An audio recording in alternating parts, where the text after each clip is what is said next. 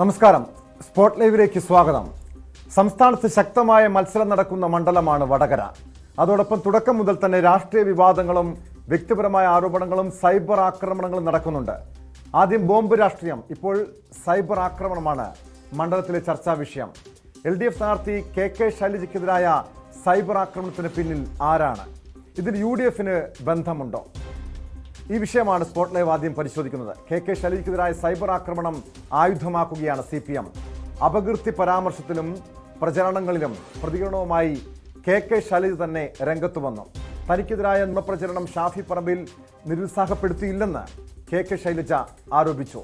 KK ശൈലജയ്ക്കെതിരെ നടക്കുന്നത് അശ്ലീല പ്രചരണമെന്നായിരുന്നു CPM സംസ്ഥാന സെക്രട്ടറി MV ഗോവിന്ദന്റെ പ്രതികരണം.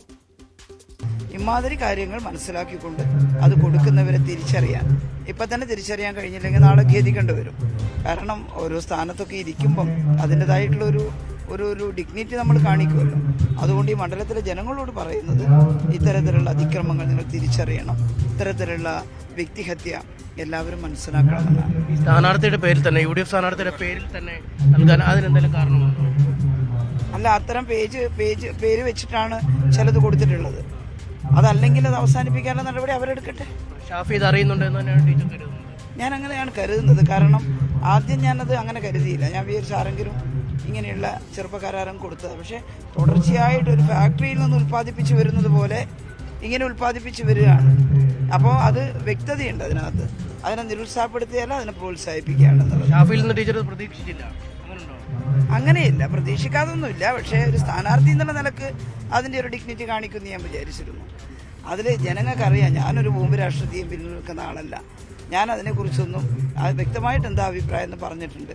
അപ്പോൾ അതുമാത്രമല്ല, ഒരുപാട് കാര്യങ്ങൾ തെറ്റായിട്ട് ചില പ്രത്യേക സംഭവങ്ങൾ എടുത്തിട്ട് അതിനകത്ത് എൻ്റെ വർത്തമാനം പകുതി വെട്ടിക്കളഞ്ഞ് പകുതി കൊടുക്കുക, ഇതൊക്കെയാണ് കുറേ ഉണ്ട്. ഞാനതെല്ലാം ഇപ്പോൾ ഇവിടെ പറയുന്നില്ല.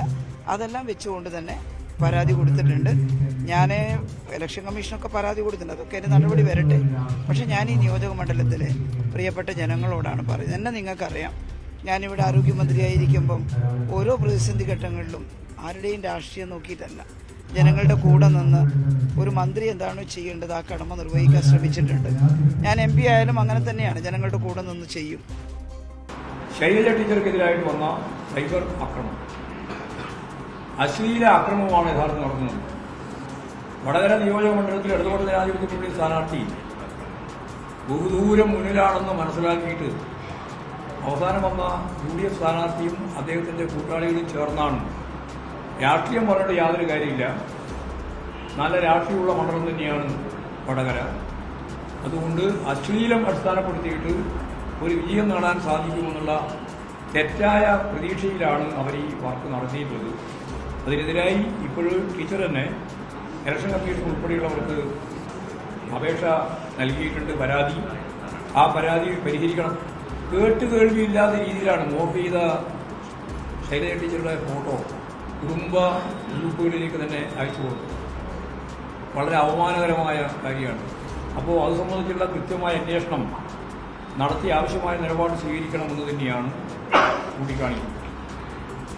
ബോംബ് രാഷ്ട്രീയം തകർന്നപ്പോൾ പുതിയ നുണ ബോംബുമായി CPM-ഉം സ്ഥാനാർത്ഥിയും എത്തിയിരിക്കുകയാണെന്ന് VD സതീശൻ പ്രതികരിച്ചു. KK ശൈലജയ്ക്കെതിരായ സൈബർ ആക്രമണത്തിന് പിന്നിൽ വടകരയിലെ UDF സ്ഥാനാർത്ഥി ഷാഫി പറമ്പിലാണെന്ന CPM ആരോപണം തള്ളി KK രമ MLA-യും രംഗത്തെത്തി. ഞങ്ങൾ ഒരു സ്ത്രീകളെയും അല്ലെങ്കിൽ ഒരു എതിർ സ്ഥാനാർത്ഥിയെയും അപമാനിക്കുന്ന പ്രശ്നോദിക്കുന്നില്ല. ഞങ്ങളതിനെ പ്രോത്സാഹിപ്പിക്കില്ല. ഇതൊക്കെ CPM നിരന്തരമായി ചെയ്തുകൊണ്ടിരിക്കുന്ന കാര്യമാണ്. അപ്പോൾ വൈകാരികമായി തൊണ്ടയിടറിക്കൊണ്ട് പറഞ്ഞു എന്നൊക്കെ പറഞ്ഞ് വാർത്ത വരുത്തിയാണ്. ഇത് 20 ദിവസം മുമ്പ് നടന്ന കാര്യത്തിൽ പരാതി കൊടുത്തിട്ട് ഒരു നടപടി സ്വീകരിച്ചില്ലെങ്കിൽ മുഖ്യമന്ത്രിയോട് ചോദിക്കണം, നിങ്ങൾ എന്താ നടപടി എടുക്കാത്തതെന്ന്. ആരെങ്കിലും അങ്ങനെ ചെയ്തിട്ടുണ്ടെങ്കിൽ നടപടി എടുക്കുന്നതിൽ ഞങ്ങൾക്ക് യാതൊരു വിരോധമില്ല. പക്ഷെ അതോടൊപ്പം KK രമയെ ആസ്ഥാന വിധവ എന്ന് വിളിച്ച് അധിക്ഷേപിച്ചപ്പോൾ ഈ ശൈലജയൊന്നും ഉണ്ടായിരുന്നില്ല. കത്തിക്കാൻ വേണമെങ്കിൽ കൊണ്ടുവന്നാണെങ്കിൽ അത് സ്വയം കെട്ടുപോകുമെന്ന് മാത്രമേ പറയാവൂ. നിങ്ങൾ പറഞ്ഞിരിക്കുന്നത് ഈ മറ്റേ അടിയിൽ കമന്റ് ഇട്ടവരെ പറ്റിയല്ല. ഈ സ്ഥാനാർത്ഥി പറഞ്ഞത് ഷാഫി പറമ്പിൽ നേരിട്ട് ചെയ്തെന്നാ പറഞ്ഞത്.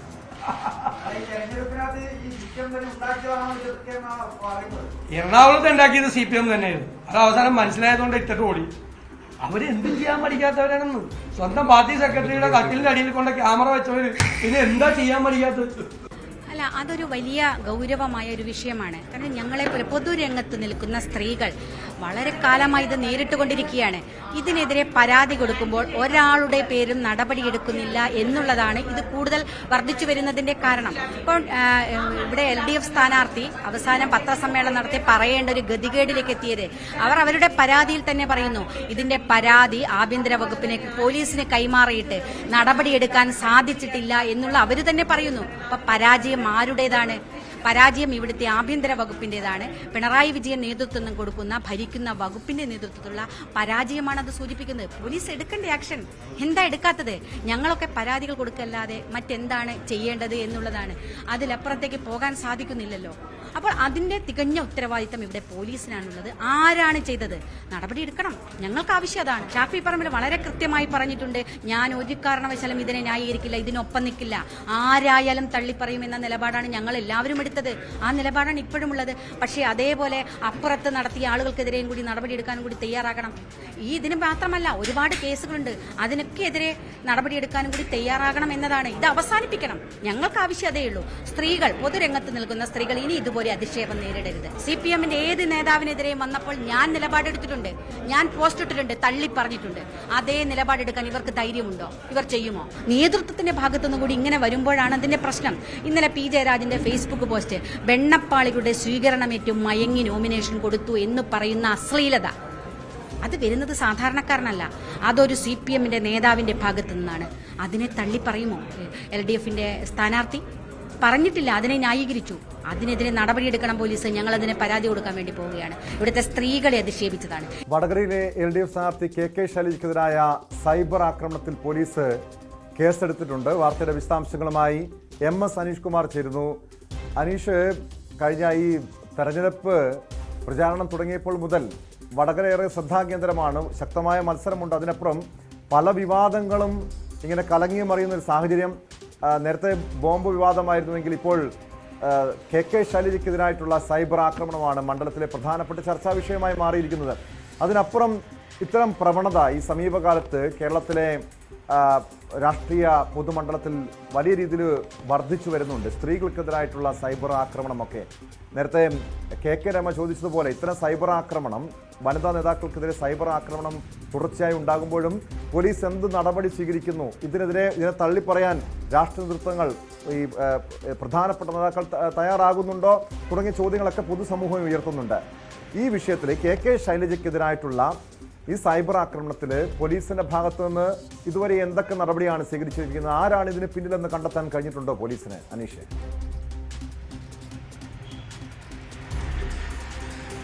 ടോമോ, 2 പേർക്കെതിരെ ഇതിനകം തന്നെ കേസെടുത്തിരിക്കുന്നു. ഒന്ന് അസ്ലം എന്ന ന്യൂമാഹിയിലെ മുസ്ലിം ലീഗിന്റെ പഞ്ചായത്ത് സെക്രട്ടറിയാണ്. അദ്ദേഹം ന്യൂമാഹി പഞ്ചായത്ത് അംഗം കൂടിയാണ്.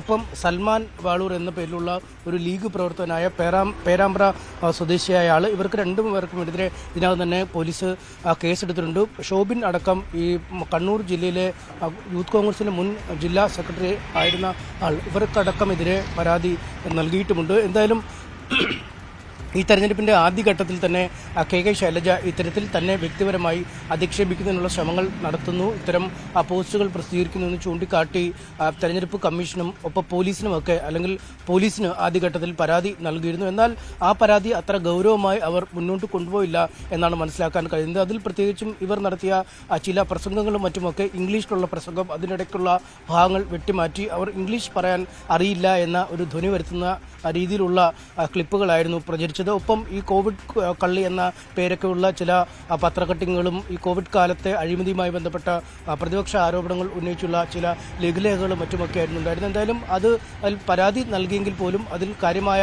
നടപടിയുമായി പോലീസ് മുന്നോട്ട് പോയില്ല. അതിൽ നടപടി ആവശ്യപ്പെട്ട് ശൈലജ ടീച്ചറും മുന്നോട്ട് പോയില്ല എന്നാണ് മനസ്സിലാക്കാൻ കഴിയുന്നത്. പക്ഷേ തെരഞ്ഞെടുപ്പ് ഏതാണ്ട് അവസാന ഘട്ടത്തിലേക്ക് എത്തിയപ്പോൾ ഈ സൈബർ ഇടത്തിലൂടെയുള്ള ദുഷ്പ്രചാരണം വലിയ തോതിൽ വർദ്ധിച്ചു വന്നിരിക്കുന്നു എന്നാണ് നമുക്ക് ശൈലജ ടീച്ചറിൻ്റെയൊക്കെ പ്രതികരണങ്ങളിൽ നിന്ന് മനസ്സിലാക്കാൻ കഴിയുന്നത്. ഇതിൽ ഏറ്റവും പ്രധാനം ഈ 40% അടുത്ത് മുസ്ലിം ഭൂരിപക്ഷമുള്ള അല്ലെങ്കിൽ മുസ്ലിം ജനസംഖ്യയുള്ള ഒരു മണ്ഡലമാണ് വടകരയിൽ. ഇവിടെ കൃത്യമായി ഈ മുസ്ലിം മേഖലകളെ കേന്ദ്രീകരിച്ചുള്ള ചില പ്രചാരണങ്ങൾ ശൈലജ ടീച്ചറുടെ പേരുമായി ബന്ധപ്പെടുത്തി ഈ UDF-ന്റെ ചില പ്രവർത്തകർ ഈ സമൂഹ മാധ്യമങ്ങളിൽ പോസ്റ്റുകൾ ചെയ്യുകയും ചില വാട്സാപ്പ് ഗ്രൂപ്പിൽ മറ്റുമൊക്കെ ഷെയർ ചെയ്യുകയും ചെയ്തിരുന്നു. അതിൽ മുസ്ലിം വിഭാഗം വർഗീയത സൃഷ്ടിക്കുന്നു അല്ലെങ്കിൽ വർഗീയത പരത്തുന്നു എന്നതും ലവ് ജിഹാദ് കേരളത്തിൽ നിലനിൽക്കുന്നു എന്നും തരത്തിലുള്ള രീതിയിലൊക്കെയുള്ള പ്രചാരണമാണ് നടന്നത്. അതിൽ പ്രധാനമായും ഈ പല പ്രസംഗങ്ങളുടെ വീഡിയോകൾ ഒത്തുചേർത്ത് ചില പ്രത്യേക ഭാഗങ്ങൾ വിട്ടുകളയും ചില പ്രത്യേക ഭാഗങ്ങൾ കൂട്ടിച്ചേർത്തുമൊക്കെ ഉണ്ടാക്കുന്ന വീഡിയോകൾ, ഒപ്പം ചില മോർഫ് ചെയ്ത ചിത്രങ്ങൾ, ഒപ്പം ഈ പ്രധാനപ്പെട്ട മുൻനിരയിലുള്ള മാധ്യമങ്ങളുടെ പേരിലുള്ള പേജുകൾ വ്യാജമായി സൃഷ്ടിച്ച് അത്തരത്തിലുള്ള പ്രചാരണം, ഒപ്പം ഈ കാന്തപുരത്തെ പോലുള്ള ആധ്യാത്മിക നേതാക്കൾ KK ശൈലജയ്ക്കെതിരെ രംഗത്തെത്തി എന്ന് ചൂണ്ടിക്കാണിക്കുന്ന ചില വ്യാജ പ്രസ്താവനകൾ, ഇങ്ങനെ ഇത്തരത്തിൽ സകലമാന രീതിയിലുമുള്ള പ്രചാരണ സാമഗ്രികളാണ് ഈ UDF-ന്റെ സോഷ്യൽ മീഡിയ ഹാൻഡിലുകളിൽ നിന്നും വന്നുകൊണ്ടിരുന്നത്. ഇത് ഒരേ സമയം ഈ ഫേസ്ബുക്ക് പേജുകളിൽ സർക്കുലേറ്റ് ചെയ്യപ്പെടുകയും ഗ്രൂപ്പുകളിൽ ഈ വാട്സാപ്പ് ഗ്രൂപ്പുകളിൽ പ്രത്യേകിച്ചും ഈ കുടുംബ ഗ്രൂപ്പുകൾ പോലുള്ള ഇടങ്ങളിലേക്ക് ഇത് വീണ്ടും അയക്കുകയും ചെയ്യുന്ന ഒരു സാഹചര്യമാണ്. എതിർക്കപ്പെടേണ്ട സംഭവമാണ്. അനീഷ് സൂചിപ്പിച്ചതുപോലെ പ്രധാനമായും ഒരു മതവിഭാഗത്തെ അധിക്ഷേപിക്കുന്ന രീതിയിൽ ഒരു KK ശൈലജ പരാമർശങ്ങൾ നടത്തുന്നു എന്നാണ് ഈ വ്യാജ പ്രചരണങ്ങളിൽ നിന്നും മനസ്സിലാക്കുന്നത്. ആ രീതിയിലുള്ള വ്യാജ പ്രചരണങ്ങളാണ് നടക്കുന്നത്. ഇത് KK ശൈലജ തന്നെ നേരത്തെ മാധ്യമങ്ങളോട് പ്രതികരിച്ചപ്പോൾ അവർ പറഞ്ഞ കാര്യം, ഇതൊരു ഫാക്ടറിയിൽ നിന്നാണ് ഇത് ഉൽപ്പാദിപ്പിക്കുന്നത്, അതിന് പിന്നിൽ UDF ആണ്, UDF സ്ഥാനാർത്ഥിക്ക് ബന്ധമുണ്ടെന്നൊക്കെ പറയുന്നുണ്ട്. UDF നേതൃത്വത്തിൻ്റെ അറിവോടുകൂടിയാണോ ഇതൊക്കെ നടക്കുന്നത് എന്നാണോ CPM ആരോപിക്കുന്നത്? അതോടൊപ്പം അറിയേണ്ടത് CPM-ന്റെ സംസ്ഥാന സെക്രട്ടറി പറഞ്ഞു, അനീഷ് നേരത്തെ സൂചിപ്പിച്ചതുപോലെ ഒരു മതവിഭാഗത്തിനെതിരായിട്ടുള്ള ആരോപണം, അതിനപ്പുറം KK ശൈലജയ്ക്കെതിരെ നടക്കുന്നത് അശ്ലീല പ്രചാരണമാണ് എന്ന് CPM സംസ്ഥാന സെക്രട്ടറി MV ഗോവിന്ദൻ ആരോപിക്കുന്നുണ്ട്. അത്തരമൊരു ചിത്രങ്ങൾ, വീഡിയോകൾ അങ്ങനെ രീതിയിൽ ഒരു കൃത്രിമമായി സൃഷ്ടിച്ചുകൊണ്ട് ബോധപൂർവം പ്രചരണം നടത്തുന്നുണ്ടോ? അതിന് പിന്നിൽ എന്താണ് അനീഷ്? അങ്ങനൊരു വീഡിയോ പ്രചരിപ്പിക്കപ്പെടുന്നുണ്ട് എന്നാണ് നമുക്ക് മനസ്സിലാക്കാൻ കഴിയുന്നത് ഈ നേതാക്കളുടെ പ്രതികരണത്തിൽ നിന്നും. പക്ഷേ അത്തരമൊരു വീഡിയോ നമ്മളുടെ പക്കലേക്ക് ഇനിയും എത്തിയിട്ടില്ല. അങ്ങേയറ്റം കേട്ടാലറക്കുന്ന ഭാഷയാണെന്ന് മറ്റുമൊക്കെയാണ് ഈ നേതാക്കൾ തന്നെ പറയുന്നത്. പക്ഷേ അത് ഇപ്പോൾ തന്നെ വലിയ വിവാദമായി നിൽക്കുന്ന ഒരു സാഹചര്യമുണ്ട്. അതുകൊണ്ട് കൂടുതൽ പലയിടങ്ങളിലേക്ക് വിതരണം ചെയ്യുന്നത് അതിപ്പോൾ നടക്കുന്നില്ല എന്നാണ് നമുക്ക് മനസ്സിലാക്കാൻ കഴിയുന്നത്. ഒപ്പം ഫേസ്ബുക്ക് തന്നെ നേരിട്ട് ചില ആളുകളുടെ ഷെയർ ചെയ്ത വിവരങ്ങൾ അത് ദൃശ്യമാക്കാത്ത രീതിയിലേക്ക് അത് മായ്ച്ചു കളഞ്ഞിട്ടുമുണ്ട്. ആ വീഡിയോ എന്തായാലും തങ്ങളും കണ്ടിട്ടില്ല, അല്ലെങ്കിൽ അത്തരമൊരു വീഡിയോ ഉണ്ടെന്ന് പറയപ്പെടുന്നു. അതേത് വീഡിയോ ആണെന്ന് അറിയില്ല എന്നാണ് UDF നേതാക്കൾ KK രമയും VD സതീശനും രാഹുൽ മാങ്കൂട്ടത്തിലും അടക്കമുള്ള എല്ലാവരും പറയുന്നത്. ഇത്തരമൊരു വീഡിയോ ഉണ്ടെങ്കിൽ അതെവിടെ എന്ന രീതിയിൽ തന്നെയാണ്. എന്നാലും CPM നേതാക്കൾ ആവർത്തിക്കുന്നത് ശൈലജ ടീച്ചർക്കെതിരെ അശ്ലീല വീഡിയോ ഉണ്ട്, അത് എല്ലാ സീമുകളും ലംഘിക്കുന്ന തരത്തിലുള്ള വീഡിയോ ആണെന്നൊക്കെ പറയുന്നുണ്ട്. എന്തായാലും ഈ രണ്ട് കാര്യങ്ങളെയും കൃത്യമായും രണ്ട് തരത്തിൽ തന്നെ CPM കാണുന്നുണ്ട്. കാരണം ഒരു വശത്ത് ഈ വ്യക്തിപരമായ അധിക്ഷേപം നടത്തുന്നു, മറുവശത്ത് വർഗീയമായ ധ്രുവീകരണത്തിനായുള്ള പ്രചരണ സാമഗ്രികൾ ഉപയോഗിക്കുന്നു. എന്തായാലും അതിൽ വലിയ ആശയക്കുഴപ്പം അല്ലെങ്കിൽ അതിൽ വലിയ പ്രതിരോധം തീർക്കേണ്ടതുണ്ട് എന്ന് CPM-ന് തന്നെ അറിയാം. കാരണം ഈ മുസ്ലിം വിഭാഗത്തിൽ നിന്നും അല്ലെങ്കിൽ ന്യൂനപക്ഷ വിഭാഗത്തിൽ നിന്നും കൂടുതൽ വോട്ടുകൾ ഇത്തവണ സമാഹരിക്കാൻ കഴിയും. ദേശീയ പൗരത്വ നിയമം അടക്കമുള്ള വിഷയങ്ങളിൽ, പൊതു സിവിൽ കോഡ് അടക്കമുള്ള വിഷയങ്ങളിൽ ഈ മേഖലകളിൽ കേന്ദ്രീകരിച്ച് വലിയ പ്രചാരണ പരിപാടികൾ CPM സംഘടിപ്പിച്ചിരുന്നു. അതിൻ്റെ ഒരു ഗുണഫലം ഇത്തവണ ലഭിക്കും എന്നൊരു കൃത്യമായ കണക്കുകൂട്ടൽ CPM-ന്റെ നേതാക്കൾക്കുണ്ട്, അത്തരമൊരു പ്രതീക്ഷ അവർക്കുണ്ട്. എന്നാൽ അതിന് മറുവശത്ത് അതിന് എതിരായാണ് ശൈലജ ടീച്ചർ നിൽക്കുന്നത്. മുസ്ലിങ്ങളുമായി ശൈലജ ടീച്ചർക്കൊരു ബന്ധമില്ല, അല്ലെങ്കിൽ അവർക്കെതിരെ ഉള്ള പ്രസ്താവനകളാണ് നിരന്തരം പുറത്തിറക്കുന്നത് എന്ന രീതിയിലൊക്കെ വ്യാജ വാർത്തകൾ വരുമ്പോൾ ഈ അണികൾ അല്ലെങ്കിൽ വോട്ട് ചെയ്യുന്ന വോട്ടർമാർ ഈ വിഭാഗത്തിലുള്ളവർ തെറ്റിദ്ധരിക്കപ്പെടും എന്നൊരു വ്യക്തത CPM-നുണ്ട്. അതുകൊണ്ട് തന്നെയാണ് രണ്ടാം ഘട്ടത്തിൽ ആദ്യഘട്ടത്തിൽ നൽകിയ പരാതി നൽകിയിട്ടും കാര്യമായ ഒരു നടപടികളോ അതിൻ്റെ തുടർ കാര്യങ്ങളോ ചെയ്യാതെ വളരെ പെട്ടെന്ന് രണ്ടാമത്തെ പരാതി തെരഞ്ഞെടുപ്പ് കമ്മീഷൻ നൽകുകയും പോലീസ് അന്വേഷണം ആരംഭിക്കുകയും പോലീസ് ഇതിനകം തന്നെ രണ്ടുപേർക്കെതിരെ കേസെടുക്കുകയും കൂടുതൽ സോഷ്യൽ മീഡിയ ഹാൻഡിലുകൾ നിരീക്ഷണത്തിലാക്കുകയും ചെയ്തിരിക്കുന്നു. ഏതായാലും കൃത്യമായി UDF ഇതിലൊരു പ്രതിരോധം തീർക്കുന്നുണ്ട്. കാരണം സംസ്ഥാനത്ത് പലയിടങ്ങളിലായി പല ഘട്ടങ്ങളിലായി പല നേതാക്കൾ UDF-ന്റെ വനിതാ നേതാക്കൾ ആക്രമിക്കപ്പെട്ട സൈബർ ഇടത്ത് ആക്രമിക്കപ്പെട്ട നിരവധി സംഭവങ്ങളുണ്ട്. രമ്യ ഹരിദാസും ഒപ്പം കെ രമയും ഉമാ തോമസും ഒക്കെ അടക്കമുള്ള നിരവധി ആളുകൾ ഇത്തരത്തിൽ ആക്രമിക്കപ്പെട്ട ചരിത്രങ്ങളുണ്ട്. ഒപ്പം പുതുപ്പള്ളി തെരഞ്ഞെടുപ്പാണ് ഏറ്റവും ഒടുവിൽ നടന്ന ഒരു ജനാധിപത്യത്തിന്റെ ഉരകല്ലെന്ന് വിശേഷിപ്പിക്കാൻ കഴിയുന്നത്. അവിടെ മുഖ്യമന്ത്രിയുടെ മകൾ സജീവ രാഷ്ട്രീയത്തിൽ പോലും ഇല്ലാത്ത അച്ചുവുമ്മനെതിരെ നടത്തിയ സൈബർ ആക്രമണങ്ങളും വലിയ തോതിൽ ചർച്ചയാകപ്പെടുകയും ചെയ്തിരുന്നു. അതുകൊണ്ട് ഇത്തരം ഇടങ്ങളിലെല്ലാം അക്രമത്തിന് നേതൃത്വം നൽകുന്ന CPM ആണ്. അവർക്ക് ഈ കാര്യത്തിൽ എന്താണ് പറയാൻ അവകാശം? അല്ലെങ്കിൽ ഇത്തരം സൈബർ ആക്രമണങ്ങൾ തുടരുമ്പോൾ കൃത്യമായ പരാതികൾ നൽകുന്നുവെങ്കിലും അതിൽ യാതൊരു നടപടികളും എടുക്കാത്ത പോലീസ്, നിഷ്ക്രിയമായി തുടരുന്ന പോലീസാണ് ഇത്തരം കേരളത്തിലെ ഏറ്റവും ഉന്നതയായ ഒരു രാഷ്ട്രീയ പ്രതിനിധിക്ക് പോലും തൊണ്ടയിടറി കാര്യങ്ങൾ പറയേണ്ട അവസ്ഥയിലേക്ക് കാര്യങ്ങൾ എത്തിച്ചത് എന്നാണ് UDF ക്യാമ്പ് പറയുന്നത്.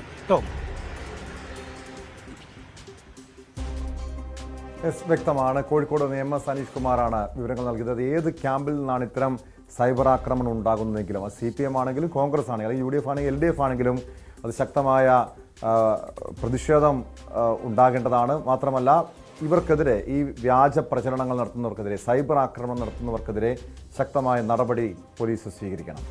സ്പോട്ട് ലൈവിലേക്ക് തിരികെ എത്താം ഇടവേള കഴിഞ്ഞ്.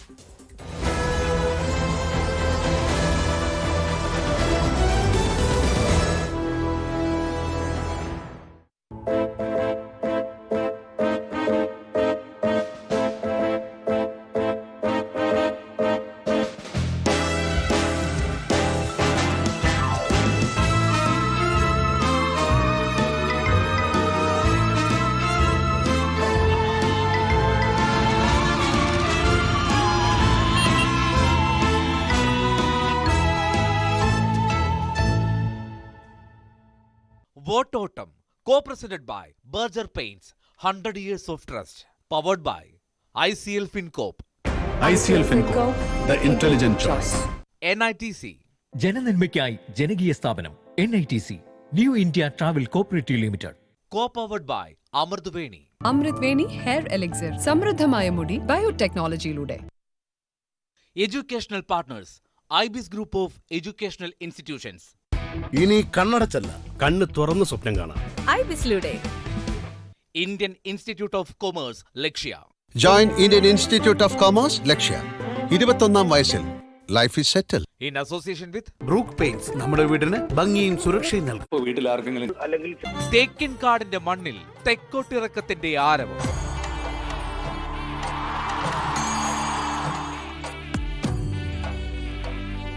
തിരുവമ്പാടിയും പാറമേക്കാവും മുഖാമുഖം നിന്നു മാറുന്ന കുടകളുടെ വർണ്ണപ്രപഞ്ചം.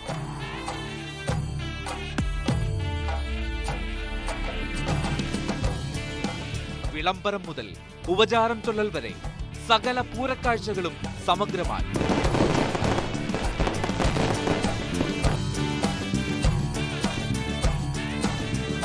പൂരാരവം, ന്യൂസ് 18 കേരളത്തിൽ. Pooraravam co-powered by Ponkathir food products. Ponkathir puttu soft ആകാൻ ഒരു ഗ്ലാസ് പുട്ടുപൊടിക്ക് ഒരു ഗ്ലാസ് വെള്ളം. Ponkathir food products, the brand of happiness. Amruthaveni hair elixir, സമൃദ്ധമായ മുടി ബയോടെക്നോളജിയിലൂടെ. And IBIS Group of Educational Institutions. ഇനി കണ്ണടച്ചല്ല, കണ്ണ് തുറന്ന് സ്വപ്നം കാണാം. ഐബിസിലൂടെ.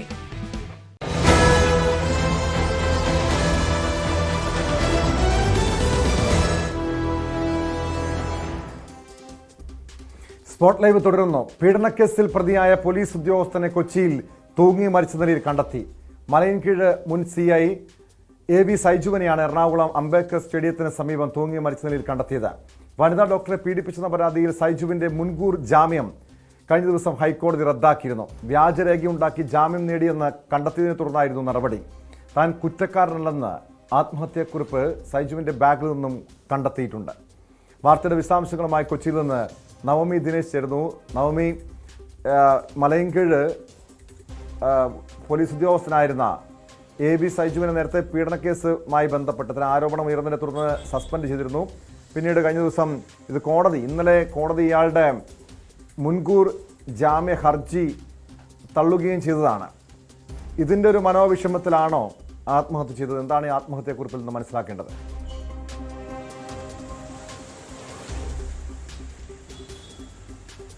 ടോം, അങ്ങനെ തന്നെയാണ്. സൈജുവിന്റെ ബാഗിൽ നിന്നും കണ്ടെത്തിയ ആത്മഹത്യാക്കുറിപ്പിൽ താൻ നിരപരാധിയാണ്, തന്നെ ഈ ഒരു കേസിൽ കുടുക്കുകയായിരുന്നു, തനിക്കെതിരെയുള്ള വൈരാഗ്യമാണ് ഇത്തരത്തിൽ പീഡന കേസ് ആരോപിച്ചത് എന്നുള്ളൊരു ആത്മഹത്യാക്കുറിപ്പാണ് സൈജുവിന്റെ ബാഗിൽ നിന്നും കണ്ടെത്തിയത്. കുറച്ചു ദിവസങ്ങളായി സൈജു മനോവിഷമത്തിലായിരുന്നുവെന്നും ബന്ധുക്കൾ പറയുന്നുണ്ട്. ഇന്നലെയാണ് സൈജുവിന്റെ ജാമ്യം റദ്ദാക്കിയത്. അത് ഈ സൈജു കോടതിയിൽ സമർപ്പിച്ച മുൻകൂർ ജാമ്യാപേക്ഷയിൽ ചില തിരുത്തുകൾ, അതായത് പ്രധാനപ്പെട്ട രേഖകളിലൊക്കെ ചില തിരുത്തുകൾ നടത്തിയിരുന്നു. അത് ഈ പെൺകുട്ടിയുമായി, അതായത് ഈ പരാതിയുമായി 2019 ഈ പെൺകുട്ടി പരാതിയുമായി സൈജുവിനെ സമീപിച്ചത്. അന്ന് സൈജു മലയൻകീഴ് SI ആയിരുന്നു. ആ സമയത്ത് ഈ പെൺകുട്ടിയുടെ ഒരു വസ്തുതർക്കവുമായി ബന്ധപ്പെട്ടായിരുന്നു സൈജുവിനെ സമീപിക്കുകയും പിന്നീട് ഇവർ സുഹൃത്തുക്കളാകുകയും ചെയ്തത്. പിന്നീട് വിവാഹ വാഗ്ദാനം നൽകി പറ്റിച്ചു എന്നായിരുന്നു ഈ പെൺകുട്ടി പരാതി നൽകിയത്. 2022 ഈ പരാതി നൽകിയത്. അങ്ങനെ ആ സമയത്ത്, അതായത് 2019 ഈ പെൺകുട്ടി പരാതിയുമായി എത്തുന്ന സമയത്ത് സൈജു ആയിരുന്നില്ല പോലീസ് ഉദ്യോഗസ്ഥരെന്ന അടക്കമുള്ള കാര്യങ്ങൾ ചില തിരുത്തുകൾ നൽകിയായിരുന്നു കോടതിയിൽ സമർപ്പിച്ചത്. ഇത് തെറ്റാണെന്ന്, അതായത് ഈ സമർപ്പിച്ച രേഖകളെല്ലാം വ്യാജമാണെന്ന് കണ്ടെത്തിയതിനെ തുടർന്നാണ് ഇന്നലെ സൈജുവിന്റെ ജാമ്യം കോടതി റദ്ദാക്കുകയും ചെയ്തത്. ഇതിന്റെ ഭാഗമായി ഇന്നലെ സൈജു എറണാകുളത്ത് എത്തുകയായിരുന്നു. ഇന്നലെ കോടതിയിൽ ഈ ഒരു ജാമ്യം പരിഗണിക്കുമ്പോൾ തന്നെ സൈജു ഉണ്ടായിരുന്നു. അതിനുശേഷമാണ് മുൻകൂർ ജാമ്യം റദ്ദാക്കിയതിൽ മനോവിഷമത്തിലായിരുന്നു സൈജു ആത്മഹത്യ ചെയ്തത്. എന്തായാലും ഇന്ന് രാവിലെയാണ് അംബേദ്കർ കോളനിയിൽ നിന്നും സൈജുവിനെ തൂങ്ങി മരിച്ച നിലയിൽ കണ്ടെത്തിയത്. എന്തായാലും മൃതദേഹം പോസ്റ്റ്മോർട്ടത്തിന് ശേഷം ബന്ധുക്കൾ എത്തിയാൽ തന്നെ വിട്ടു നൽകും. ഇപ്പോൾ മൃതദേഹമുള്ളത് കളമശ്ശേരി മെഡിക്കൽ കോളേജിലായിരുന്നു. ഇതുപോലെ ഒരു പീഡന പരാതിയുമായി മറ്റൊരു യുവതിയും സൈജുവിനെതിരെ പരാതി നൽകിയിട്ടുണ്ട്. ഇതിലും ഈ ആരോപണത്തിലും ഈ ഒരു കേസിലും അന്വേഷണം നടക്കുകയാണ്. അതിന്റെ ഭാഗമായിരുന്നു ആദ്യത്തെ കേസിൽ, അതായത് യുവ ഡോക്ടറുടെ പരാതിയിൽ സൈജുവിന്റെ ജാമ്യം റദ്ദാക്കിയത്.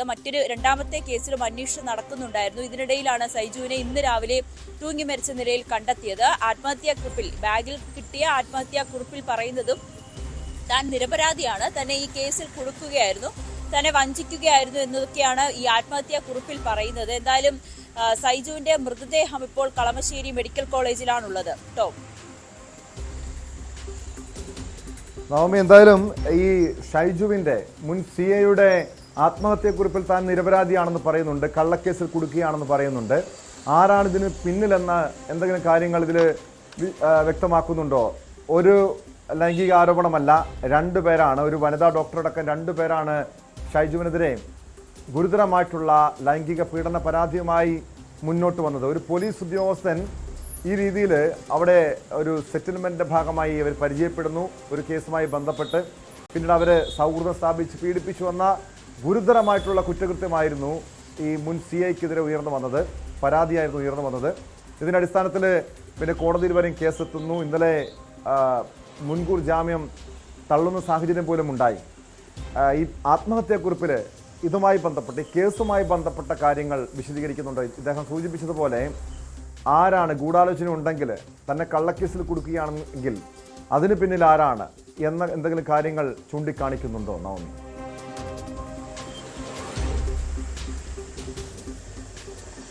ആത്മഹത്യാക്കുറിപ്പിൽ അങ്ങനെ വിശദമായിട്ടുള്ള കാര്യങ്ങളൊന്നും സൈജു രേഖപ്പെടുത്തിയിട്ടില്ല. ആകെ പറഞ്ഞിരിക്കുന്നത് തന്നെ ഈ കള്ളക്കേസിൽ കുടുക്കിയതാണ്, അല്ലാണ്ട് ഈ പെൺകുട്ടിയുമായോ അല്ലെങ്കിൽ വിവാഹ വാഗ്ദാനം നൽകി പീഡിപ്പിക്കുകയോ ഒന്നും ചെയ്തിട്ടില്ല, തന്നെ ഈ വഞ്ചിക്കുകയായിരുന്നു അല്ലെങ്കിൽ ഈ കേസിൽ മനഃപൂർവ്വം കുടുക്കുകയായിരുന്നു എന്ന കാര്യം മാത്രമേ ഉള്ളൂ. പക്ഷെ ആരാണ് കുടുക്കിയത്, എന്തിനാണ് കുടുക്കിയത് എന്നതിൽ ഇപ്പോഴും വ്യക്തത വന്നിട്ടില്ല. സൈജു ആത്മഹത്യാക്കുറിപ്പിലും അത് അറിയിച്ചിട്ടില്ല. മറ്റൊരു കാര്യം, ഈ പെൺകുട്ടിയുടെ പരിചയമുണ്ട്, അല്ലെങ്കിൽ ഇവരുടെ പരാതി ഈ പെൺകുട്ടി തന്നെ ചതിക്കുകയായിരുന്നു എന്നടക്കമുള്ള കാര്യങ്ങളാണ് സൈജു പറയുന്നത്. പക്ഷേ മറ്റാരുടെയും പേരോ അല്ലെങ്കിൽ ഇവരുടെ ലക്ഷ്യം എന്താണെന്നോ എന്തിനാണ് സൈജുവിനെ കുടുക്കിയതെന്നോ ഒന്നതൊന്നും തന്നെ സൈജു ആത്മഹത്യാക്കുറിപ്പിൽ എഴുതിയിട്ടില്ല. എന്തായാലും ഈ യുവതിയെ പരിചയപ്പെടുന്നതും പിന്നീട് ഇവരെ വിവാഹ വാഗ്ദാനം നൽകി പീഡിപ്പിക്കുകയും ഒക്കെ ചെയ്തിരുന്നു. അതിന്റെ അടിസ്ഥാനത്തിലാണ് യുവ ഡോക്ടർ പരാതിയുമായി 2022 പോലീസിനെ സമീപിക്കുന്നത്. പിന്നീട് ഈ അന്വേഷണത്തിൽ, ക്രൈംബ്രാഞ്ചിന്റെ അന്വേഷണത്തിലൊക്കെ സൈജു കുറ്റക്കാരനാണെന്ന് കണ്ടെത്തുകയും ചെയ്തു, കുറ്റപത്രം അടക്കം സമർപ്പിക്കുകയും ചെയ്തു. അതിനിടയിലാണ് സൈജുവിന് ജാമ്യം കിട്ടി പുറത്തിറങ്ങിയത്. പിന്നീട് ഈ ക്രൈംബ്രാഞ്ച് തയ്യാറാക്കി, അതായത് ഈ സൈജു നൽകിയ മുൻകൂർ ജാമ്യാപേക്ഷയിലെ കള്ള ചില രേഖകളുണ്ടെന്ന് ക്രൈംബ്രാഞ്ച് കണ്ടെത്തുകയും അതിനെ തുടർന്നാണ് ക്രൈംബ്രാഞ്ച് കോടതിയെ സമീപിക്കുകയും അടക്കം ചെയ്തത്. പിന്നീട് കോടതിയുടെ പരിശോധനയിലാണ് ഈ സമർപ്പിച്ച രേഖകളിൽ കൃത്രിമം കാണിച്ചു എന്ന് വ്യക്തമായത്. അതിനെ തുടർന്നായിരുന്നു ഇന്നലെ സൈജുവിന്റെ ജാമ്യം തള്ളിയത്, മുൻകൂർ ജാമ്യം തള്ളിയത്. ഉടൻ തന്നെ സൈജുവിനെ അറസ്റ്റ് ചെയ്യാനുമുള്ള ഒരു തീരുമാനത്തിലേക്കും ഒക്കെ ക്രൈംബ്രാഞ്ച് കടന്നിരുന്നു. അതിനിടയിലാണ് ഇന്ന് രാവിലെ ആത്മഹത്യ ചെയ്ത നിലയിൽ കണ്ടെത്തിയത്. ഇതിന്റെ ഒരു മനോവിഷമമുണ്ട്. അതായത് കഴിഞ്ഞ കുറച്ച് ദിവസങ്ങളായി സൈജുവിന് ചില മാനസികമായ ബുദ്ധിമുട്ടുകൾ ഉണ്ടായിരുന്നു, അല്ലെങ്കിൽ മാനസികമായി വളരെ തളർന്ന അവസ്ഥയിലായിരുന്നു എന്ന് ബന്ധുക്കൾ പറയുന്നുണ്ട്.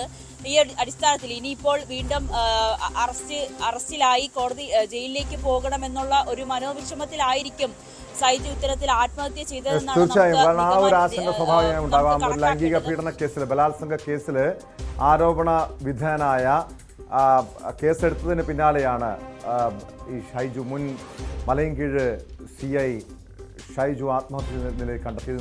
ഇന്നലെ ഇദ്ദേഹത്തിന്റെ മുൻകൂർ ജാമ്യാപേക്ഷ ഹൈക്കോടതി തള്ളിയിരുന്നു. സ്പോട്ട് ലൈവിൽ പോകുന്ന വളരെ സുപ്രധാനമായ ഒരു വാർത്തയിലേക്കാണ്. മാസപ്പടി കേസിൽ CMRL MD ശശിധരൻ കർത്തയെ ED ചോദ്യം ചെയ്യുന്നു. ആലുവയിലെ വീട്ടിലെത്തിയാണ് ചോദ്യം ചെയ്യൽ. മുൻപ് 2 വട്ടം ചോദ്യം ചെയ്യാൻ വിളിപ്പിച്ച് ED നോട്ടീസ് അയച്ചിരുന്നുവെങ്കിലും ആരോഗ്യ പ്രശ്നങ്ങൾ ചൂണ്ടിക്കാട്ടി ശശിധരൻ കർത്ത ചോദ്യം ചെയ്യലിന് ഹാജരായിരുന്നില്ല. വാർത്തയുടെ വിശദാംശങ്ങളുമായി ആലുവയിൽ നിന്ന് ശശിധരൻ കർത്തയുടെ വീടിന് മുന്നിൽ നിന്ന് ഡാനി പോൾ ചേരുന്നുണ്ട്. ഡാനി, കഴിഞ്ഞ ദിവസം തന്റെ ആരോഗ്യ പ്രശ്നങ്ങൾ ചൂണ്ടിക്കാണിച്ച് ശശിധരൻ കർത്ത ഹൈക്കോടതി സത്യവാങ്മൂലം സമർപ്പിച്ചിരുന്നു. ഈ സാഹചര്യത്തിലാണോ ഇപ്പോൾ ചോദ്യം ചെയ്യാനുള്ള തിടുക്കപ്പെട്ട EDയുടെ നീക്കത്തിന് പിന്നിൽ? അതാണോ ഡാനി?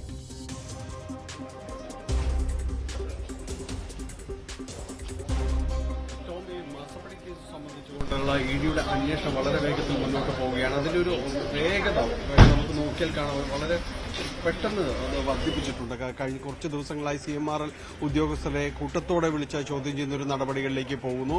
അത് പല രീതിയിൽ അതിന് വ്യാഖ്യാനിക്കപ്പെടുന്നുണ്ടെങ്കിലും ഇപ്പോൾ ഈ നടക്കുന്നത് കഴിഞ്ഞ ദിവസത്തെ തുടർച്ചയായി ഉണ്ടാകുന്ന ചോദ്യം ചെയ്യലിന്റെ അടുത്ത നീക്കം എന്ന രീതിയിൽ തന്നെയാണ്. 3 ഉദ്യോഗസ്ഥർ, പ്രധാനപ്പെട്ട 3 ഉദ്യോഗസ്ഥരുടെ ചോദ്യം ചെയ്യൽ കഴിഞ്ഞ ദിവസങ്ങളിൽ നടന്നു. അതിനുശേഷം 2 ഉദ്യോഗസ്ഥരെ കൂടി ഇന്നലെ വിളിപ്പിക്കുകയും ഇന്ന് അവർ CFOയുടെ പ്രധാനപ്പെട്ട ചില രേഖകൾ ഹാജരാക്കാനുള്ള ആവശ്യപ്പെടുകയും ചെയ്തു. അത് കൈമാറി അതിന്റെ ഒരു പരിശോധനയ്ക്ക് ശേഷം അത് തിരിച്ചു പോവുകയും ചെയ്തു. തുടർന്നാണ് ഉച്ചയോടുകൂടി ഇവിടേക്ക് ED ഉദ്യോഗസ്ഥർ ഇവിടേക്ക് എത്തുന്നത്. ഇൻവെസ്റ്റിഗേഷൻ ഓഫീസറുടെ നേതൃത്വത്തിലാണ് ഉദ്യോഗസ്ഥർ ഇവിടേക്ക് വന്നത്.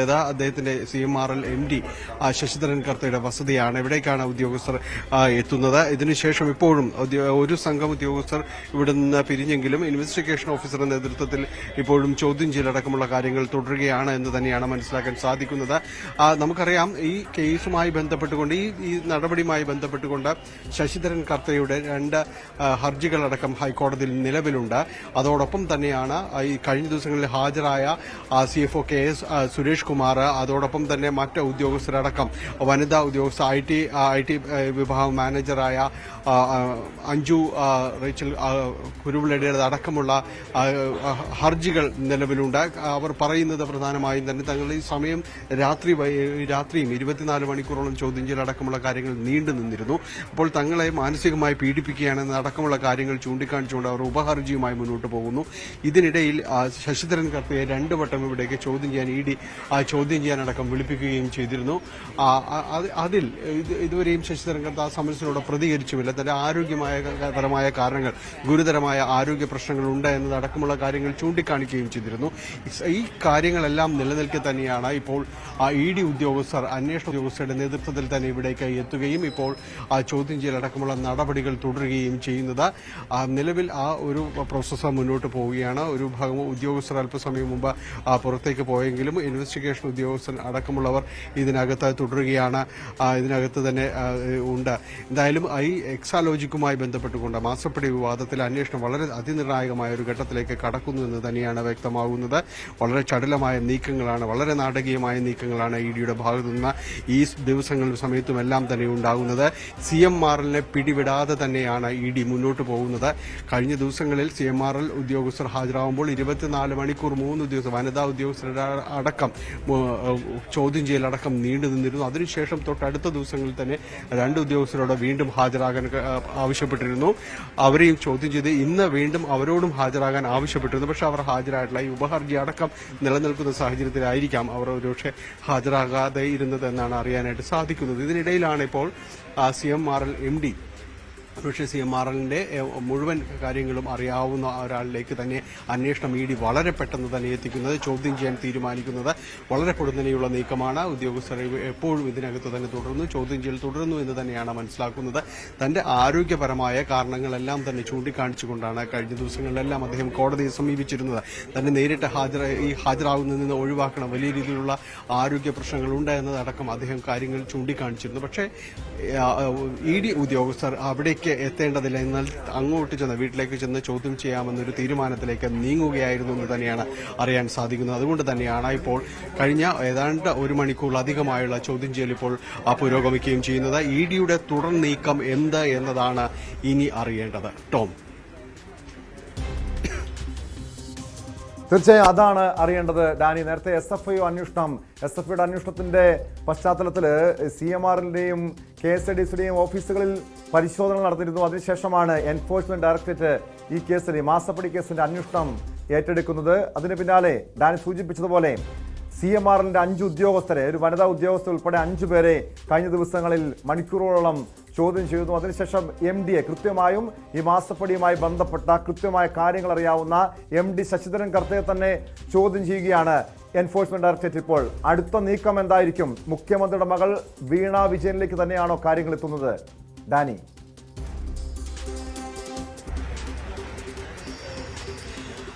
ഇക്കാര്യത്തിൽ എക്സാലോജിക്കുമായുള്ള ഒരു ബന്ധം എന്താണ് എന്നത് സംബന്ധിച്ച് നിർവചിക്കുന്നതിൽ CMRL ഇതുവരെയും കൃത്യമായൊരു വിശദീകരണമോ കാര്യങ്ങളോ ഇതുവരെയും നൽകിയിട്ടില്ല എന്ന് തന്നെയാണ് EDയിൽ നിന്ന് മനസ്സിലാക്കാൻ സാധിക്കുന്നത്. കാരണം എന്തായിരുന്നു ഇവർ തമ്മിലുള്ള കരാർ? എന്തിനാണ് ഈ പ്രതിഫലം കൊടുത്തത്? 1,72,00,000 രൂപ പ്രതിഫലമായി നൽകുന്നതെങ്കിൽ അത് ഏത് കാര്യത്തിന് എങ്ങനെയാണ് ഇതെല്ലാം നൽകുന്നത്? ഇത്രയും വലിയൊരു തുക ഏത് രീതിയിൽ കൈമാറ്റം ചെയ്യപ്പെട്ടു എന്നതടക്കമുള്ള കാര്യങ്ങൾ സൂചിപ്പിക്കുന്നുണ്ട്. പ്രധാനമായും ED അതിൽ നേരത്തെ തന്നെ പറയുന്ന ഒരു ആക്ഷേപം എന്ന് പറയുന്നത് ഇത് കള്ളപ്പണം വെളുപ്പിക്കലുമായി ബന്ധപ്പെട്ട് നടന്ന ചില കാര്യങ്ങൾ തന്നെയാണ് എന്നത് ED സൂചിപ്പിക്കുന്നുണ്ട്. അപ്പോൾ അതാണോ എന്ന EDയുടെ വാദങ്ങൾക്ക് പകരമായി CMRLന് എന്താണ് പറയുവാനുള്ളത് എന്നതടക്കമുള്ള കാര്യങ്ങൾ നോക്കേണ്ടതുണ്ട്. കഴിഞ്ഞ ദിവസങ്ങളിൽ കരാർ സംബന്ധിയായ കാര്യങ്ങളിൽ കൂടുതൽ വെളിപ്പെടുത്തലുകൾക്കായി ഉദ്യോഗസ്ഥർ തയ്യാറായില്ല എന്ന് തന്നെയാണ് അറിയാനായിട്ട് സാധിക്കുന്നത്. മറ്റു ഉദ്യോഗസ്ഥർക്ക് പറഞ്ഞിരുന്ന കാര്യങ്ങൾ ഉദ്യോഗസ്ഥർ വെളിപ്പെടുത്തുന്നത് എല്ലാം തന്നെ MD അറിഞ്ഞുകൊണ്ട് തന്നെയാണ്.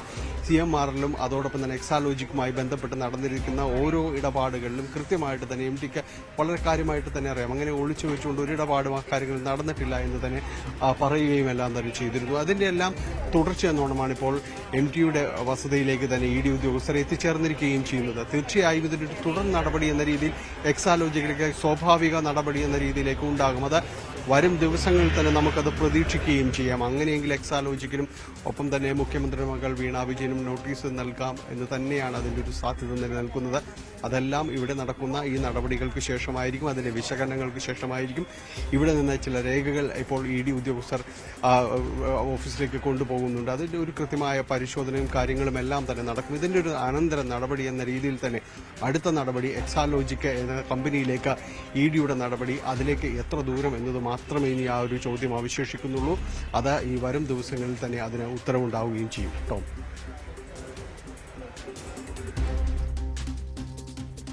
ഡാനി, ഒരു ചോദ്യം ചെയ്യലിനപ്പുറം മറ്റ് റെയ്ഡ് പരിശോധനകൾ, കൂടുതൽ വിശദമായ പരിശോധനകളിലേക്കൊക്കെ ED കടക്കുമെന്ന് കരുതണോ? കാരണം നേരത്തെ ഡാനി സൂചിപ്പിച്ചു, എക്സാലോജിക്കുമായി ബന്ധപ്പെട്ട മാസപ്പടിയാണ് പ്രധാനപ്പെട്ട വിഷയം. അതുമായി ബന്ധപ്പെട്ട ചില നിർണായകമായിട്ടുള്ള രേഖകൾ നേരത്തെ SFIയുടെ പരിശോധനയിൽ അവർ നടത്തിയ റെയ്ഡിൽ കണ്ടെടുത്തിരുന്നു.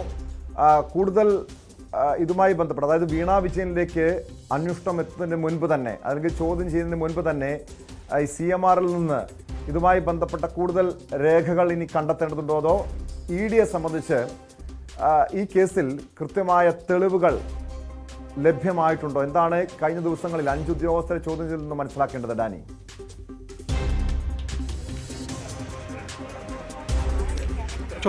തുടർച്ചയായി 2 ദിവസങ്ങളിലെ 5 ഉദ്യോഗസ്ഥരെയാണ് ചോദ്യം ചെയ്തത്. അത് ഏറ്റവും പ്രധാനപ്പെട്ട ഉദ്യോഗസ്ഥരെയാണ്, CMRL ഉദ്യോഗസ്ഥരെയാണ് ചോദ്യം ചെയ്തത്. അതിൽ പ്രധാനമായും തന്നെ ഈ കരാർ സംബന്ധിയായ കാര്യങ്ങളുടെ ഉള്ളടക്കം, കാര്യങ്ങൾ എന്തായിരുന്നു എന്നതും അതോടൊപ്പം തന്നെ ഈ പണം നൽകാനുള്ള ഒരു സാഹചര്യം, ഏത് സേവനത്തിന് പണം നൽകി എന്നതടക്കമുള്ള കാര്യങ്ങളിലാണ് പ്രധാനമായും ഒരു വിശദീകരണത്തിലേക്ക് അടക്കം പോയത്. പക്ഷെ നമുക്കറിയാവുന്നതുപോലെ വലിയ രീതിയിലുള്ളൊരു വിശകലനത്തിനോ കാര്യങ്ങൾക്കോ ഒന്നും തന്നെ ഇവർക്ക് ഉദ്യോഗസ്ഥർക്ക് കഴിഞ്ഞിട്ടില്ല എന്നതാണ്. അതുകൊണ്ട് തന്നെയാണ് ഈ പിടിച്ചെടുത്ത രേഖകളെയും ഇന്ന് രാവിലെ ഹാജരാക്കിയ രേഖകളുടെയും സൂക്ഷ്മമായ പരിശോധനയും കാര്യങ്ങളും എല്ലാം തന്നെ നടക്കും. പ്രത്യേകിച്ച് ഈ കരാറിൽ പറയുന്നതിനപ്പുറത്തേക്ക് എന്തെങ്കിലും ഇടപാടുകൾ നടന്നിട്ടുണ്ടോ എങ്കിൽ അത് സൂക്ഷ്മമായിട്ട് തന്നെ പരിശോധിക്കും. അതിൽ ആ കരാറിനെ മറയാക്കിക്കൊണ്ട് ഏതെങ്കിലും രീതിയിലൊരു ഇടപാടുകൾ നടന്നിരിക്കാം എന്നത് തന്നെയാണ് ഇ ഡി അനുമാനിക്കുന്നത്. കാരണം ഈ കരാർ ഒരു മറയാക്കി സൂക്ഷിക്കുകയും അതിന് പുറത്തേക്ക് മറ്റ് ഇടപാടുകൾ നടന്നു എന്ന് തന്നെയാണ് ഇ ഡി സമർത്ഥിക്കുകയും ചെയ്യുന്നത്. പ്രത്യേകിച്ച് ആദായ നികുതി വകുപ്പ് അടക്കം CMRL മുകളിൽ കണ്ടുവയ്ക്കുന്നത് 2013 മുതൽ 2021 വരെയുള്ള ഒരു കാലയളവിൽ വലിയ രീതിയിലേക്ക് ഒരു വളർച്ച CMRL അടക്കം നേടിയിട്ടുണ്ട്. അപ്പോൾ അതിനെല്ലാം തന്നെ ഈ കരാർ മറയാക്കിയിട്ടുണ്ടോ ഏതെങ്കിലും രീതിയിൽ എന്നതടക്കമുള്ള കാര്യങ്ങൾ പരിശോധിക്കുന്നുണ്ട്. അത് നിലവിൽ ഇന്നലെയും ഇന്നുമായി പിടിച്ചെടുത്ത രേഖകളുടെ അടക്കമുള്ള ഒരു വസ്തുനിഷ്ഠമായ പരിശോധനകൾക്കും കഴിഞ്ഞ ദിവസങ്ങളിൽ ഉദ്യോഗസ്ഥർ നൽകിയ 5 ഉദ്യോഗസ്ഥരോളം നൽകിയ ഇവരുടെ മൊഴികളും ഇതെല്ലാം ചേർത്ത് വായിച്ചുകൊണ്ട് മാത്രമേ അടുത്ത നടപടികളിലേക്ക് പോകൂ. പക്ഷെ അതിന് വലിയ ദൂരമില്ല എന്ന് തന്നെയാണ് ഇഡിയിൽ നിന്ന് നൽകുന്ന സൂചനകൾ. ടോം, വ്യക്തമാണ്. കൊച്ചിയിൽ നിന്ന് ഡാനി പോളാണ് വിവരങ്ങൾ നൽകിയത്. മാസപ്പടി കേസിൽ CMRL MD ശശിധരൻ കർത്തയെ എൻഫോഴ്സ്മെന്റ് ഡയറക്ടറേറ്റ് ഉദ്യോഗസ്ഥർ ചോദ്യം ചെയ്യുകയാണ്. ആലുവയിലെ വീട്ടിലെത്തിയാണ് ചോദ്യം ചെയ്യൽ നടക്കുന്നത്. സ്പോട്ട് ലൈവിലേക്ക് തിരികെ എത്താം ഇടവേള കഴിഞ്ഞ്.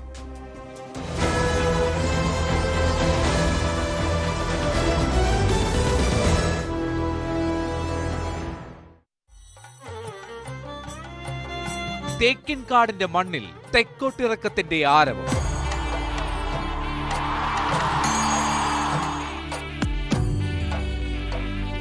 തിരുവമ്പാടിയും പാറമേക്കാവും മുഖാമുഖം നിന്നു മാറുന്ന കുടകളുടെ വർണ്ണപ്രപഞ്ചം.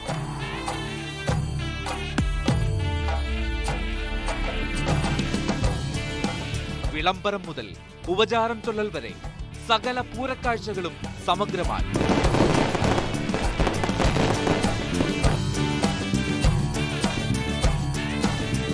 പൂരാരവം ന്യൂസ് 18 കേരളത്തിൽ. Pooraravam co-powered by Ponkathir food products. Ponkathir puttu soft ആകാൻ ഒരു ഗ്ലാസ് പുട്ടുപൊടിക്ക് ഒരു ഗ്ലാസ് വെള്ളം. Ponkathir food products, the brand of happiness. Amrit Veni hair elixir, സമൃദ്ധമായ മുടി ബയോടെക്നോളജിയിലൂടെ. And IBIS group of educational institutions. ഇനി കണ്ണടച്ചല്ല, കണ്ണ് തുറന്ന് സ്വപ്നം കാണാം. ഐബിസിലൂടെ.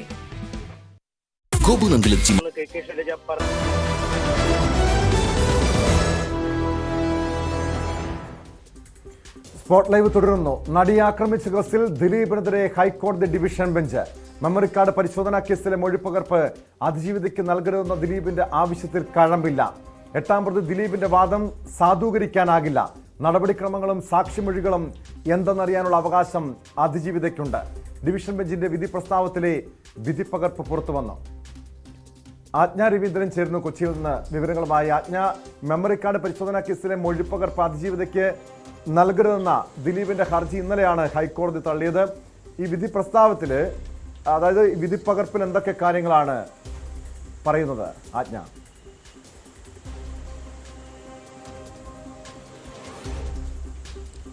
ടോം സൂചിപ്പിച്ചതുപോലെ ദിലീപിന്റെ ഹർജി, അതായത് മെമ്മറി കാർഡിന്റെ അന്വേഷണ റിപ്പോർട്ടിന്റെ മൊഴിപ്പകർപ്പ് അതിജീവിതയ്ക്ക് നൽകരുതെന്ന് ആവശ്യപ്പെട്ടുള്ള ഹർജി ഹൈക്കോടതി ഡിവിഷൻ ബെഞ്ച് തള്ളിയിരിക്കുകയാണ്. കഴിഞ്ഞ ദിവസം തന്നെ ഈ ഹർജി തള്ളിയിരുന്നു. എന്നാൽ ഇപ്പോൾ പുറത്തു വന്നത് വിധിപ്പകർപ്പാണ്. ദിലീപ് ഈ കേസിലെ 8ാം പ്രതിയാണ്. 8ാം പ്രതിയായ ദിലീപിന് ഈ കാര്യത്തിൽ ചോദ്യം ചെയ്യേണ്ട അധികാരമില്ലെന്ന് അതിജീവിത തന്നെ നേരത്തെ കോടതിയെ ബോധ്യപ്പെടുത്തിയിരുന്നു. മാത്രമല്ല, അതിജീവിതയ്ക്ക് ഇതുമായി ബന്ധപ്പെട്ടുള്ള അന്വേഷണത്തിന്റെ പുരോഗതി വിലയിരുത്തണം. അതിനുള്ള സാധ്യതകൾ തടയാനാകില്ല. അത്തരമൊരു സാഹചര്യത്തിൽ ദിലീപിന്റെ ഈ ഹർജി നിലനിൽക്കുന്നതല്ല എന്ന് തന്നെയാണ് ഹൈക്കോടതി ചൂണ്ടിക്കാട്ടിയത്. നേരത്തെ സിംഗിൾ ബെഞ്ച് ഉത്തരവായിരുന്നു, ഹൈക്കോടതിയുടെ സിംഗിൾ ബെഞ്ചിന്റെ ഉത്തരവായിരുന്നു അതിജീവിതയ്ക്ക് മെമ്മറി കാർഡിന്റെ അന്വേഷണ റിപ്പോർട്ടിന്റെ മൊഴിപ്പകർപ്പ് നൽകണം എന്നത് സിംഗിൾ ബെഞ്ച് ഉത്തരവായിരുന്നു. അന്വേഷണ റിപ്പോർട്ടിന് ശേഷം അതിനുശേഷം ഈ മെമ്മറി കാർഡിന്റെ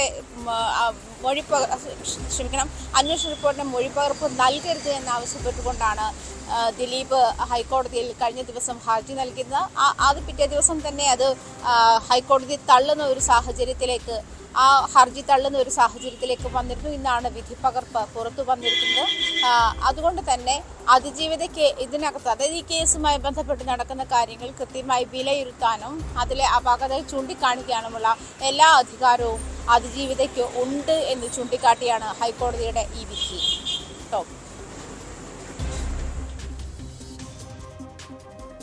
ആജ്ഞ, എന്തായാലും ഈ ഹൈക്കോടതിയിൽ നിന്നും തിരിച്ചടി കിട്ടിയ സാഹചര്യത്തിൽ ദിലീപിന്റെ അടുത്ത നീക്കം എന്തായിരിക്കും? കാരണം ഇനി ഈ ഒരു ആവശ്യം ഉന്നയിച്ച് മേൽക്കോടതിയെ സമീപിക്കാനുള്ള ഒരു സാധ്യതയുണ്ട്. അത്തരം നീക്കം പ്രതീക്ഷിക്കണം.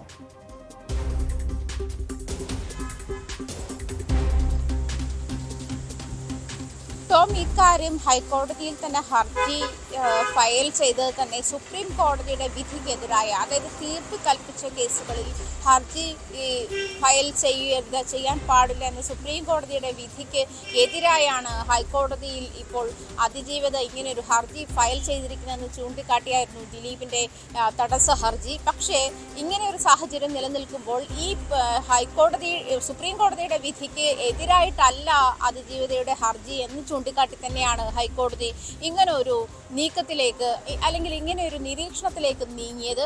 അതുകൊണ്ട് തന്നെ ഇതിനുള്ള തുടർ സാധ്യത ഇല്ല എന്ന് തന്നെ വേണം പറയാൻ. കാരണം ഇതുകൊണ്ട് മേൽക്കോടതിയെ സമീപിക്കുക എന്ന് പറയുന്നത് സുപ്രീം കോടതിയുടെ വിധിക്ക് എതിരായാണ് അതിജീവിതയുടെ ഹർജി എന്നാണ്. അങ്ങനെയല്ല എന്ന് ഹൈക്കോടതി തന്നെ തെളിയിച്ചു കഴിഞ്ഞു.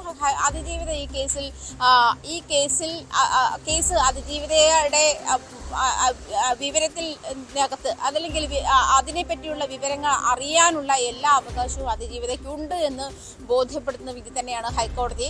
അത് ഒരു സിറ്റിസൺ എന്ന നിലയിലുള്ള അവകാശം മാത്രമല്ല, ആ കേസിലെ വാദി എന്നുള്ള നിലയിലും ആ കേസിലെ നീക്കുപോക്കുകൾ, അന്വേഷണങ്ങൾ, തുടരന്വേഷണം, ഇതിന് അകത്ത് എന്തെല്ലാം തടസ്സങ്ങളുണ്ട്, ഇത്തരം കാര്യങ്ങളൊക്കെ അറിയാനുള്ള എല്ലാ അവകാശവും ഹർജിക്കാരിക്കുണ്ട് എന്ന് വ്യക്തമാക്കുന്ന വിധി തന്നെയാണ്. അത് തന്നെയാണ് നിലവിൽ സുപ്രീം കോടതിയിൽ നിന്നും ഒരു പക്ഷേ മുന്നോട്ട് പോയാൽ ലഭിക്കാവുന്ന ഏറ്റവും അങ്ങേയറ്റമുള്ള വിധി എന്ന് തന്നെ വേണം പറയാൻ. കാരണം സുപ്രീം കോടതിയുടെ വിധിയെ ലംഘിച്ചു എന്ന് കാണിച്ചിട്ടായിരുന്നു ദിലീപ് ഈ ഹർജി ഫയൽ ചെയ്തിരുന്നത്.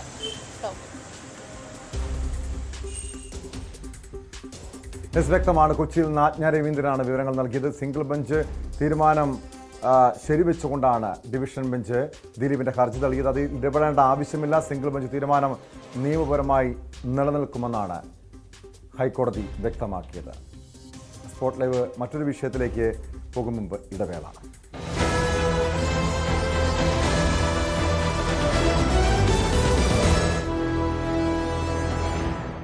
വീട്ടിൽ ആർക്കെങ്കിലും രോഗം ഒരു വശത്തൊന്നും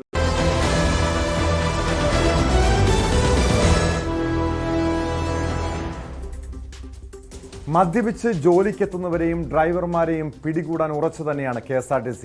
KSRTCയിലെ ബ്രീത്ത് അനലൈസർ പരിശോധനയിൽ 15 ദിവസം കൊണ്ട് പിടിയിലായത് 100 ജീവനക്കാരാണ്.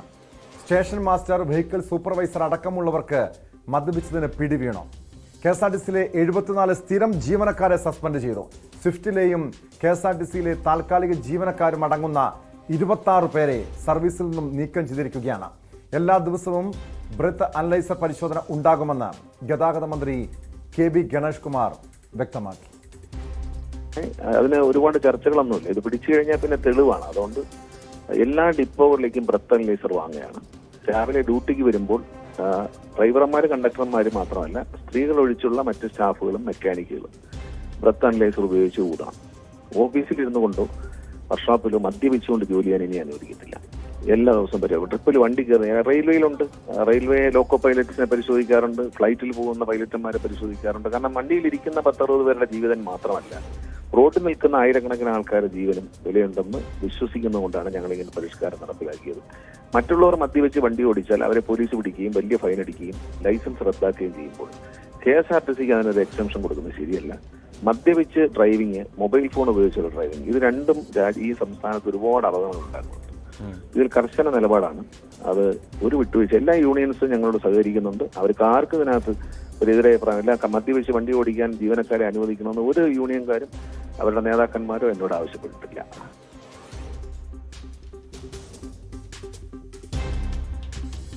വി വിനോദ് ചേരുന്നു തിരുവനന്തപുരത്ത് നിന്ന് ഈ വാർത്തയുടെ വിശദാംശങ്ങളുമായി. വിനോദ്, ഇത് മാതൃകാപരമായ തീരുമാനമാണ് KSRTCയുടേത്. മന്ത്രി വ്യക്തമാക്കിയതനുസരിച്ച് എല്ലാ ദിവസവും ഇത്തരം പരിശോധന ഉണ്ടാകുമെന്ന് തന്നെയാണ് മനസ്സിലാക്കേണ്ടത്. ഇവർക്കെതിരായിട്ടുള്ള ഈ മദ്യപിച്ചു എന്ന് കണ്ടെത്തിയാൽ ഏത് രീതിയിലുള്ള നടപടിയായിരിക്കും സ്വീകരിക്കാൻ പോകുക ഈ ജീവനക്കാർക്കെതിരെ?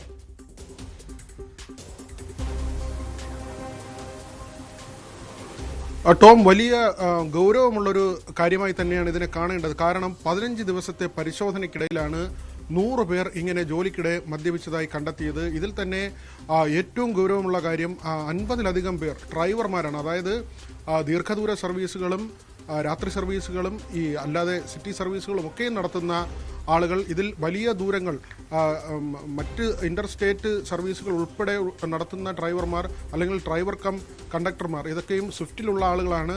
ഇത്തരത്തിൽ യാത്രക്കാരുമായി അല്ലെങ്കിൽ കുത്തിനിറച്ച് ബസ്സിൽ നിർത്തിക്കൊണ്ടുപോകുന്ന സാഹചര്യം വരെ ഉണ്ട്. ഇത്രയും ആളുകളുടെ ജീവൻ കയ്യിൽ പിടിച്ച് ഇവർ ഇത്ര ഉദാസീനമായി കാര്യങ്ങൾ കൈകാര്യം ചെയ്യുന്നുവെന്ന ഏറ്റവും ഗൗരവമായ ഒരു കാര്യമാണ് ഈ 15 ദിവസത്തെ പരിശോധനയിൽ നിന്ന് കണ്ടെത്തിയത്. ഡ്രൈവർമാർ മാത്രമല്ല, കണ്ടക്ടർമാരുണ്ട്, മെക്കാനിക്കുണ്ട്, സൂപ്പർവൈസേഴ്സ് ഉണ്ട്. ഇത്തരത്തിൽ ഡിപ്പോ തലത്തിൽ യൂണിറ്റ് തലത്തിലൊക്കെയും ജോലി ചെയ്യുന്ന ആളുകൾ അവരുടെ ജോലി സമയത്ത് മദ്യപിച്ച് ഡ്യൂട്ടിയിൽ പ്രവേശിക്കുന്നു എന്ന ഏറ്റവും വലിയ കണ്ടെത്തൽ. ഏതാണ്ട് 25,000-ഓളം പേർ ജോലി ചെയ്യുന്ന ഒരു പ്രസ്ഥാനമാണ്. അതിൽ തന്നെ ഏതാണ്ട് 2,000-3,000-ഓളമാണ് വനിതകൾ. അതിന് അപ്പുറത്തേക്കുള്ള ജീവനക്കാർ, അതിൽ വലിയൊരു ശതമാനവും ഇങ്ങനെ മദ്യപിച്ച് ജോലി ചെയ്യുന്നു എന്ന കണ്ടെത്തലിലേക്കാണ് കാര്യങ്ങൾ പോകുന്നത്. കാരണം 15 ദിവസത്തെ പരിശോധന, മുഴുവൻ പേരെയും പരിശോധിച്ചിട്ടില്ല, പല സ്ഥലങ്ങളിലായി നടത്തിയ പരിശോധനയാണ്. അവിടെയാണ് ഇങ്ങനെ 100 പേരെ കണ്ടെത്തുന്നത്. സ്റ്റേ സർവീസിന്റെ കാര്യം മന്ത്രി നേരത്തെ സൂചിപ്പിച്ചിരുന്നു. 10 പേരെ പരിശോധിച്ചതിൽ 9 പേരും മദ്യപിച്ചിരുന്നു. ഒരാൾ അതിൽ വളരെ മാന്യനാണെന്ന് കരുതി, അല്ലെങ്കിൽ ഇങ്ങനെ മദ്യപിച്ച് ജോലി ചെയ്യാത്ത ആളാണെന്ന് കരുതി. പക്ഷേ അദ്ദേഹത്തിന്റെ ബാഗ് പരിശോധിക്കുമ്പോൾ അതിൽ മദ്യക്കുപ്പിയും വെള്ളവും എല്ലാം കരുതി വെച്ചിരിക്കുകയാണ്. അതായത് 10 പേരെ പരിശോധിക്കുമ്പോൾ 10 പേരും 9 പേരും മദ്യപിക്കുകയും അല്ലെങ്കിൽ 10-ാമതൊരാൾ മദ്യപിക്കാൻ തയ്യാറായി നിൽക്കുകയും ചെയ്യുന്ന ഒരു സാഹചര്യമാണ്. ഇത്രയും ഗുരുതരമായ ഒരു സാഹചര്യമാണ്. നമുക്കറിയാം, ഈ വാഹനാപകടങ്ങളൊക്കെയും നടക്കുമ്പോൾ, പ്രത്യേകിച്ച് KSRTC ബസ്സൊക്കെയും അപകടത്തിൽപ്പെടുമ്പോൾ ഡ്രൈവർമാർ ഇറങ്ങി ഓടുന്ന ഒരു രീതിയുണ്ട്. പലപ്പോഴും നാട്ടുകാരുടെ കയ്യേറ്റമുണ്ടാകും, അത് ഭയന്നാണ് എന്ന തരത്തിലാണ്. പക്ഷേ അതിനപ്പുറത്തേക്ക് ഇങ്ങനെ മദ്യപിച്ചിരുന്നു, അത് പോലീസ് പിടികൂടുകയും ഇവരെ വൈദ്യപരിശോധനയ്ക്ക് വിധേയമാക്കുകയും ചെയ്തു കഴിഞ്ഞാൽ ഇവർ മദ്യപിച്ചിരുന്നത് കണ്ടെത്താനുള്ള സാധ്യതയുണ്ട്. അതുകൊണ്ട് തന്നെയാണ് ഇത്തരത്തിലുള്ള ഒരു സാഹചര്യം. ഇവരെ പിരിച്ചുവിടുന്നതടക്കമുള്ള, അതായത് സ്ഥിരം ജീവനക്കാരെ സസ്പെൻഡ് ചെയ്യുകയാണ്. അതിങ്ങനെയാണ്. ജോലിയിൽ പ്രവേശിക്കുമ്പോൾ തന്നെ പരിശോധന നടത്തും. മദ്യപിച്ചിട്ടുണ്ട് എന്ന് തെളിഞ്ഞു കഴിഞ്ഞാൽ അവരെ 1 മാസത്തേക്ക് സസ്പെൻഡ് ചെയ്യുകയാണ്. രാവിലത്തെ പരിശോധനയിൽ മദ്യപിച്ചിട്ടില്ല, ജോലിയിൽ പ്രവേശിക്കുന്നു. പിന്നീട് ജോലിക്കിടയിൽ നടത്തുന്ന പരിശോധനയിൽ ഇവർ മദ്യപിച്ചു എന്ന് കണ്ടെത്തിയാൽ 3 മാസത്തേക്കാണ് ഇവരുടെ സസ്പെൻഷൻ. അതോടൊപ്പമാണ് ഈ സ്വിഫ്റ്റിലെ ജീവനക്കാരെയും ബദലി ഡ്രൈവർമാർ, അങ്ങനെ താൽക്കാലികമായി ജോലി ചെയ്യുന്ന ആളുകളുണ്ട്, അവർ ഇങ്ങനെ ഡ്യൂട്ടിക്കിടയിൽ മദ്യപിച്ചത് കണ്ടെത്തിയാൽ പിരിച്ചുവിടുക എന്നതാണ്. ഇപ്പോൾ ഏതാണ്ട് 26 പേരെ ഇങ്ങനെ ഈ 15 ദിവസത്തെ പരിശോധനയ്ക്കിടെ മദ്യപിച്ചു എന്ന് കണ്ടെത്തിയ 26 പേരെ പിരിച്ചുവിട്ടിട്ടുണ്ട്, മറ്റുള്ളവരെ സസ്പെൻഡ് ചെയ്തിട്ടുണ്ട്. ഇത്രയും ഗുരുതരമായ ഒരു സ്ഥിതിവിശേഷം, അത് കൃത്യമായ പരിശോധനകൾ, കൂടുതൽ കാര്യക്ഷമമായി ഈ പരിശോധന നടത്തും. വിവരങ്ങൾ നൽകിയത് വിനോദ് സൂചിപ്പിച്ചതുപോലെ ഏറെ ഗൗരവമുള്ള വിഷയം. കഴിഞ്ഞ 15 ദിവസത്തിനിടെ 100 ജീവനക്കാർ, ഡ്രൈവർമാരടക്കം 100 ജീവനക്കാർ KSRTCയിലെ ബ്രത്ത് അനലൈസർ പരിശോധനയിൽ കുടുങ്ങിയെന്നുള്ളതാണ്. ഇവർക്കെതിരെ കടുത്ത നടപടി സ്വീകരിക്കുമെന്നാണ് മന്ത്രി വ്യക്തമാക്കിയിരിക്കുന്നത്. സ്പോട്ട് ലൈവ് പൂർണ്ണമാകുന്നു. നമസ്കാരം.